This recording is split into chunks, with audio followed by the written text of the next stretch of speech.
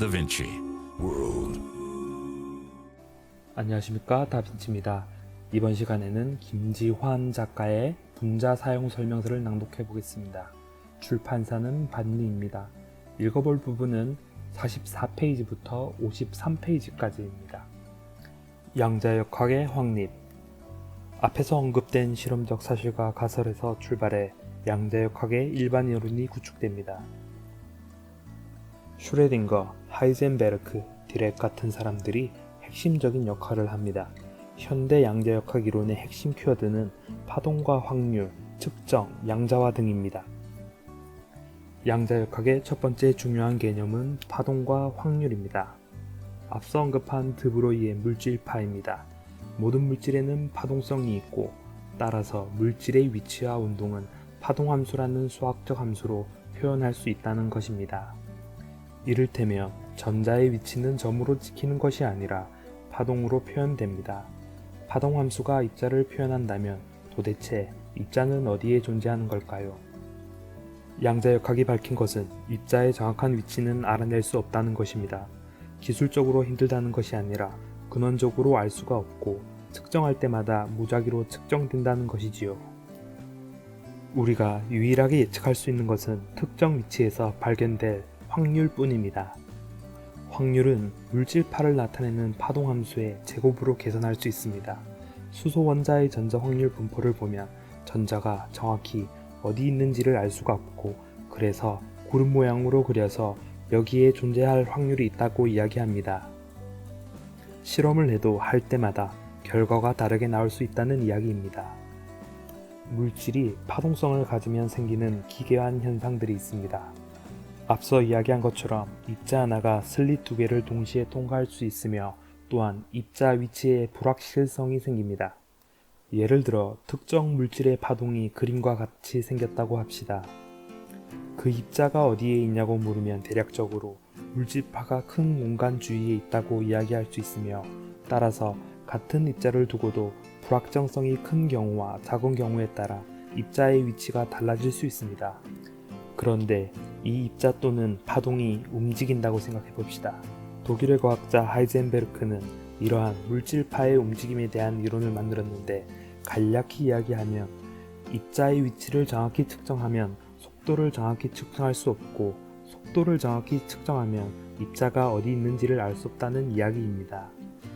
바로 하이젠베르크의 불확정성 원리입니다.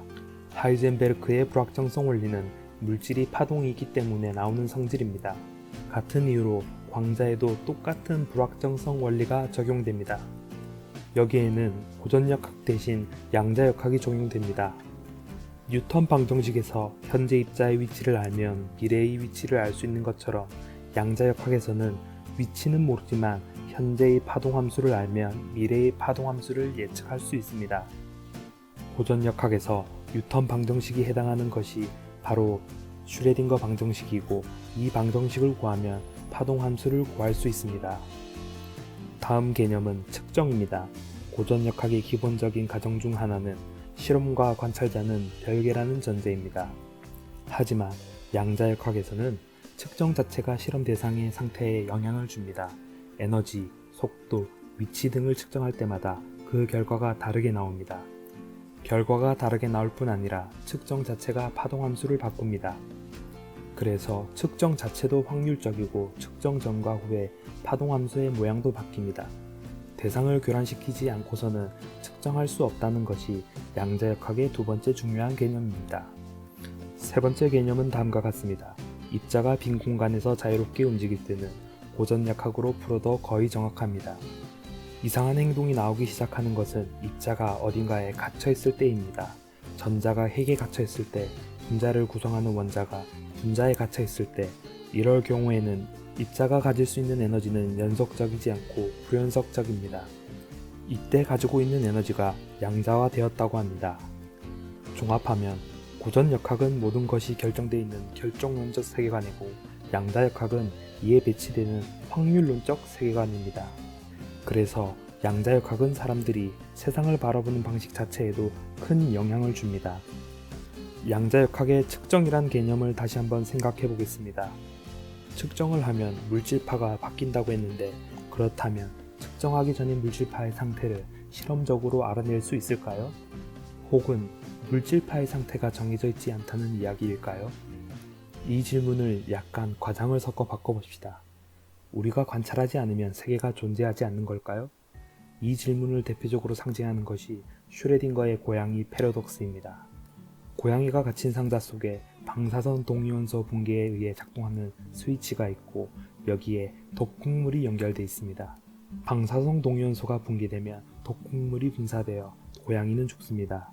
그런데 방사성 동위원소는 1시간 뒤에 50%의 확률로 붕괴되도록 세팅되어 있습니다. 그렇다면 1시간 뒤 고양이는 살아있을까요? 죽었을까요? 방사성 동위원소는 양자역학이 지배하는 세계이고 고양이는 고전역학이 지배하는 세계입니다. 상자라는 테두리 안에서 양자역학이 지배하는 세계와 고전역학이 지배하는 세계가 연관됩니다. 전체를 다 포함해서 양자역학 세계의 파동함수로 가정하면 뚜껑을 열기 전에는 고양이가 살아있는지 죽어있는지 알 수 없습니다.